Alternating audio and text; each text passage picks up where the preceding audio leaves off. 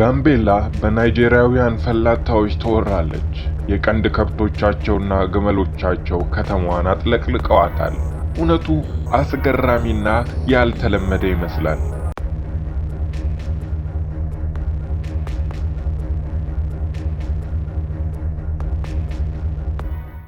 ፈላጣዎች ፓስፖርት አይዙም፣ የይለፍ ፈቃድ አያስመቱም።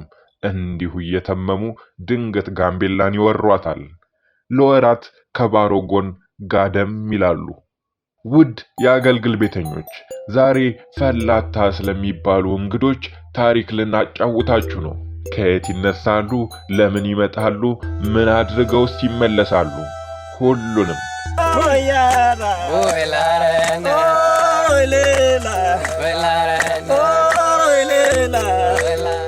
ለመሆኑ እርሶ በቀን ስንት ሰዓት በእግሮ ወክ የማድረግ አቅም አሎት? እነርሱ 1000 ኪሎ ሜትሮችን ለዓመታት ይጓዛሉ። ፀሐይ ከረር ስትል ሰማይ ከረጢቱን ቋጥሮ ዝናብ አልጥል ሲል ለምለም የነበረው ሜዳ መድረቅ ሲጀምር ፈላጣዎች ያኔ ከመካከለኛው አፍሪካ ከናይጄሪያና ቻድ ተነስተው ወደ ምስራቅ አፍሪካ ጉዞ ይጀምራሉ። ታዲያ ፓስፖርት አይዙም፣ ቪዛ አያስጨርሱም፣ ከኢሚግሬሽን ቢሮ ፍቃድ አይጠይቁም። በመቶ ሺህ የሚቆጠሩ ቀንዳቸው እንዳጋዘን ቀንድ ጥቅልል ያሉ ላምና በሬዎቻቸውን ይዘው በእነርሱም ላይ የቤት ዕቃዎቻቸውንና ትናንሽ ልጆቻቸውን አፈናጠው ትላልቆቹ ልወዝወዘው በእግሬ እያሉ 1000 ኪሎ ሜትሮችን አቋርጠው ወደፊት ይገሰግሳሉ። ፈላጣዎች የሚያስደንቀው ባህሪያቸው ብዙ ነው። እነሱ እንደኛ ድንበር ምን እንደሆነ አያውቁም። ሉዓላዊ ስለሚባል ሀገርም ግድ የላቸውም። እነሱ ግድ የሚላቸው ሁለት ነገር ብቻ ነው፣ ወንዝና ሳር። በዚህ ወራትን በሚፈጅ ረጅም ጉዞ ወቅት ይሄን ሁሉ 1000 ከብት ከፊት ሆኖ የሚመራው ከኋላ ሆኖም የሚነዳው ወንዱ ሲሆን ሴቶቹ በየደረሱበት ለማደርና ለመቆየት የሚሆኑ ጊዜያዊ ድንኳኖችን በመጣል ይተባበራሉ።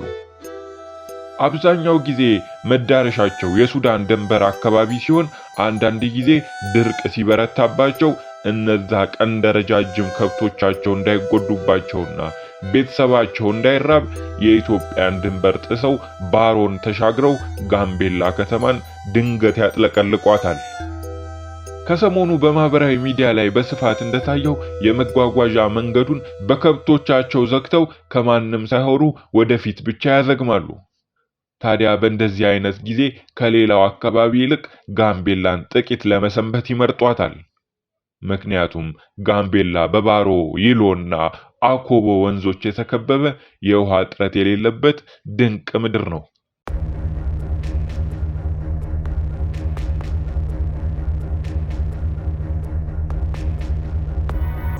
ከብቶቻቸው ሳር ጠግበው ይበላሉ፣ የውሃ ጥማቸውን ይቆርጣሉ።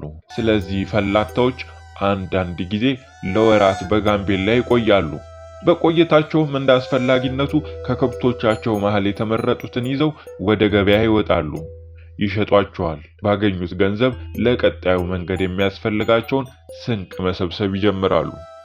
የፈላጣዎች የጉዞ ታሪክ የሚጀምረው ናይጄሪያ፣ ማሊና ኒጀር በሚዋሰኑበት ሜዳ ላይ በ19ኛው ክፍለ ዘመን መጀመሪያ ነው። ካሉበት ተነስተው ረጅም መንገድ የመጓዝ ልምድ የጀመሩበት ምክንያት ሁለት እንደሆነ ይነገራል። የመጀመሪያው የሐጅ ጉዞ ነው።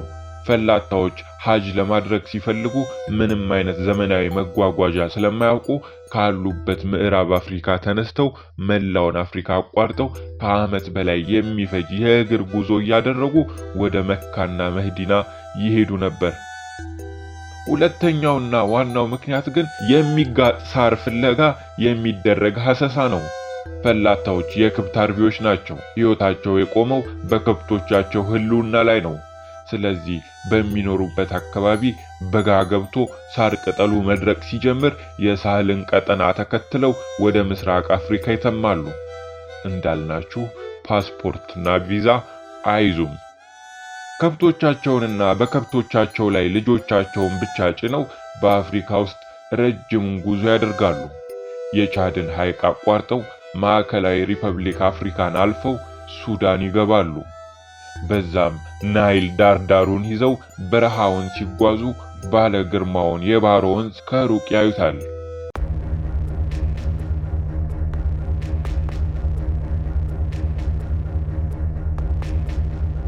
ይሄኔ ከፊታቸው ለምለም ሳርና ውሃ እንዳለ ያሰቡ በተስፋ ወደፊት ይገሰግሳሉ።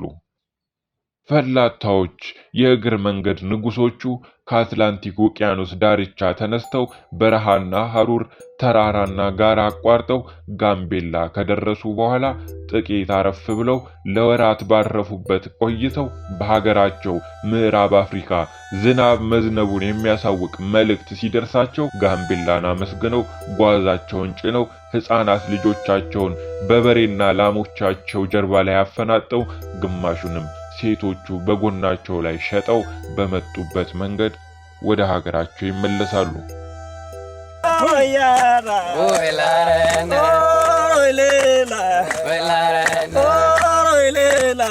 ታዲያ ይህ ጉዞ ለዓመታት እንዲሁ ሲደረግ የቆየ ነው። አሁን ምናልባት መነጋገሪያ ያደረገው የሶሻል ሚዲያ ነው እንጂ ለጋምቤላዎች ፈላታዎች እንግዳ አይደሉም። ፈላታዎችም ጋምቤላዎችን ረጅም ዘመን ያውቋቸዋል። ያ ማለት ግን ይሄ ድንገተኛ ድንበር ተሻጋሪ ጉዞ ስጋት የለውም፣ ለጋምቤላዎችም ፍጹም ምቾት ያለው ነው ማለት አይደለም። በማህበራዊ ሚዲያ ላይ ሲሰራጩ የነበሩ ቪዲዮዎችን ስታዩም ጥቂት የማይባሉ የጋምቤላ ሰዎች ስለ ሁኔታው ሲዘግቡ ቅሬታዎች እንዳሏቸው ሲያነሱ መቼም ተመልክታቸዋል። ሁለተኛው ጉዳት ስናይ የህገወጥ ጦር መሳሪያ ዝውውር እንዲስፋፋ አድርጓል። ይሄ ደግሞ ማንም የሚያውቀው ነገር ነው። ስጋታቸውንም ሲያጋሩ አድምጠናል። ስጋቱ በዋናነት የሚነሳው ጋምቤላ ለድንበር ዘለል ግጭቶች የተጋለጠች ከተማ ከመሆኗ ጋር ተያይዞ ነው። እዚህ ጋር የሙርሌዎችን ጉዞ ማንሳት ይጠበቅብናል። ሙርሌዎች እንደ ፈላታዎች አይደሉም። ድንበር ጥሰው የሚገቡት ሕፃናትም ለመስረቅ ነው። አዎ የጋምቤላ ኑዌር አንድ ሕፃን እስከ 200 ከብቶች በሙርሌ ይመነዘራል። ሙርሌዎች ከኑዌር ሕፃንና ከብት ዘርፈው ወደ ሀገራቸው ይመለሳሉ። የሰረቋቸውን ሕፃናትና ከብቶች በገበያ አስማምተው ይሸጣሉ። ከዓመታት በኋላ ተሰርቀው በሰው ሀገር ያደጉ ሕፃናት ባለማወቅ የገዛ ቤተሰቦቻቸውን ሊወጉ ጦር ሰብቀው ዳግም ወደ ኑዌር ይመጣሉ። እነርሱም ሕፃንና ከብት ዘርፈው ይመለሳሉ። ታሪክ ራሱን ይደግማል። ድንበር ዘለል እንቅስቃሴዎችን ስናነሳ እንደዚህ ያሉ አሳዛኝ ታሪኮችንም መደበቅ የለብንም። ስለዚህ ከደቡብ ሱዳን አካባቢ የተነሱ ዘመናዊ የጦር መሳሪያ ጭምር ታጥቀው ድንበር ጥሰው እየገቡ በጋምቤላ ዝርፊያ ስለሚፈጽሙ ዘላኖች ታሪክ እንዲሁ እናጫውታችሁ። ሀገራችን ኢትዮጵያ ከጎረቤት ሀገራት ጋር ድንበር ትጋራለች። ይሄ ድንበር ሻሞ እንደተባለ ዳቦ ነው። ሁሉም ለኔ እያለ ይሻማበታል። ውዷ ኢትዮጵያችን ድንበር ከምትጋራባቸው አካባቢዎች መሃል በምዕራብ አቅጣጫ የሚገኘው አንዱ ነው። ይሄ ድንበር ከሁመራ ይነሳና ባኮ ጂንካ ጫፍ ድረስ ይዘረጋል። ርዝመቱም 1500 ኪሎ ሜትር ይደርሳል። በዚህ ኪሎ ሜትር ውስጥ መጠኑ እየተለያየ አራት ሀገራት ከሀገራችን ጋር ይዋሰናሉ። ኤርትራ፣ ኬንያ፣ ሱዳንና ደቡብ ሱዳን። ከነዚህ ሀገራት መሃል ረጅሙን ድንበር የሚዋሰኑት ደቡብ ሱዳንና ሱዳን ናቸው። ያሳዛኙ ታሪክ መነሻም ይሄው ነው። ሱዳን እንደ መሽገር ተጣብቆ ደሟን ከመጠጣት የቅኝ ግዛት የተላቀቀችው እንደ አውሮፓውያን አቆጣጠር በ1956 ዓ.ም ነበር። ምን ዋጋ አለው? ቅኝ ገዢዎቹ ወጣን ሲሉ እርሷ ለሁለት ተከፍላ ለ60 ዓመታት በጦርነት ስትታመስ ኖረች። በኋላ ላይ ጁባ ለራስ ያላንስም ብላ ከካርቱም ተነጥላ ደቡብ ሱዳን የተባለ ሀገር መሰረተች። አዲሲቷ ደቡብ ሱዳን አጠቃላይ ህዝቧ 13 ሚሊዮን ሲሆን ከዚህ ውስጥ 5.3 ሚሊዮን ያህሉ በእርዳታ የሚኖር ነው። አሁን ቢሻሻልም ከዓመታት በፊት ሩብ ሚሊዮን ወይም 250 ሺህ ህዝቧ የሚኖረው በስደተኛ ጣቢያዎች ድንኳን ውስጥ ነበር። ደቡብ ሱዳን ብዙ ጎሳዎች የሚኖሩባት ሀገር ነች። አንዱ በሌላው ላይ የበላይ ለመሆን ማንኛውንም አስከፊ እርምጃ ለመውሰድ ወደ ኋላ የማይልበትና ከቀላል እስከ ከባድ መሳሪያ ባዙቃና ላውንቸር ድረስ የታጠቁ ግለሰቦችና ቡድኖች ያሉባት ሀገር ነች። ጎሳዎች ለግጦሽና ለከብቶች ውሃ ፍለጋ ሲሉ ይጣላሉ። በከብት ዘረፋ፣ በኮንትሮባንድ ዕቃዎች፣ በኬላዎች እለፍ አትለፍ ጉዳዮችና በሀብት ቅርምት ወዘተ ይጣላሉ። ከነዚህ ጎሳዎች መሃል አንዱ የሙርሌ ጎሳ ይባላል። ሙርሌዎች ጃንግሌ በተባለ ግዛት ውስጥ ፒቦርና በተባለ አካባቢ ይኖራሉ። አጠቃላይ ቁጥራቸው 200 ሺህ እንደሚደርስ ይነገራል። የሚተዳደሩት በከብት እርባታ ነው። ከብት እንደ ፈላታ ሁሉ ለሙርሌዎችም ሁሉ ነገራቸው ነው። ሙርሌዎች ሳርና ውሃ ህልውናቸው ነው። ሕይወታቸው ካለ ሳርና ውሃ አንድ ሳምንት ወደፊት መቀጠል አትችልም። ወጣት የሙርሌ ጎሳ አባላት እርስ በርስ ሳይቀር ከብት ይዘራረፋሉ። ይህን የውስጥ ጸብ ለማስቀረት የሙርሌ ጎሳ አለቆች ወጣቶቻቸው ወደ ሌላ ጎረቤት ሀገር ሄደው ከብት እንዲዘርፉ ያበረታታሉ። በቀጠናው ባሉ ትላልቅ ጎሳዎች ደግሞ ሙርሌዎች የተለየ የአስማት ችሎታ ያላቸው ምትሃተኞች እንደሆኑ ስለሚታመኑ እጅግ ይፈራሉ። ሙርሌዎች በሽታን ይልኩብናል፣ እሳት ያዘንቡብናል ስለሚባል ከሌሎች ጎሳዎች ተለይተው ይፈራሉ። ታዲያ ይህ አስፈሪ ጎሳ የሚኖረው ከጋምቤላ ክልል በ200 ኪሎ ሜትር ርቀት ላይ ነው። ለዚህም ነው ኢትዮጵያኖቹ የኑዌር ጎሳ አባላት የሙርሌዎች ጥቃት የመጀመሪያ ሰለባ የሚሆኑት። ዛሬ ላይ ሙርሌዎች ካሏቸው በርካታ ከብቶች መሃል አብዛኞቹ ከኑዌርና ዲንካ የተዘረፉ መሆናቸው ይነገራል። በሙርሌ የሚያድጉ ሕፃናትም ልክ እንደ ከብቶቹ ከጋምቤላ ኑዌር የተሰረቁ ናቸው። እንደውም የሙርሌ ጎሳ አባላት እንዲህ ይላሉ። ኑዌሮች ድርቅና ችግር ሲደርስባቸው ልጆቻቸውን በከብት ይቀይሩናል። ከዛ ለመንግስት ሙርሌዎች ልጆቻችንን ሰረቁን ብለው ይከሳሉ ይላሉ። እነርሱ ይሄን ይበሉ እንጂ የሙርሌ ታጣቂዎች በየዓመቱ ድንበር ተሻግረው በርካታ ኢትዮጵያውያንን ጨፍጭፈው ቤት አቃጥለው ሕፃናትን ዘርፈው እንደሚሄዱ የዓለም ሚዲያዎች ምስክር ናቸው። ለትውስታ እዚች ጋር አንድ ገጠመኝ እናንሳ። ሚያዝያ 7 2008 ዓመተ ምህረት ዕለቱ አርብ ለቅዳሜ አጥቢያ ነበር። ሰዓቱ በኢትዮጵያ አቆጣጠር ከሌሊቱ 11 ሰዓት ነው። የደቡብ ሱዳንን ወታደራዊ ዩኒፎርም የለበሱ ዘመናዊ የጦር መሳሪያ የታጠቁ ራሳቸውን የደቡብ ሱዳን ቡድን እያሉ የሚጠሩ ታጣቂዎች 175 ኪሎ ሜትሮችን ተጉዘው የኢትዮጵያን ድንበር አልፈው በሁለት መንገድ በኑዌርና አኟ ዞን ተሰማሩ። ይህ ቡድን የሙርሌ ጎሳ አባላት ናቸው። በእጃቸው እጅግ ዘመናዊ የሆነ የወታደር ራዲዮ ይዟል። በዚህ ራዲዮ መረጃ ተለዋውጠው በኩል ሰዓት በወረሩት ዞን ድንገተኛና ያልታሰበ የጥይት ዝናብ አወረዱ። በኑዌርና አኟ በሰው ልጆች ታሪክ እጅግ ዘግናኝ የሆነ ግድያ ተፈጸመ። ለ4 ተከታታይ ሰዓታት በወረደው የጥይት ዶፍ 182 ኢትዮጵያውያን ተቀጠፉ።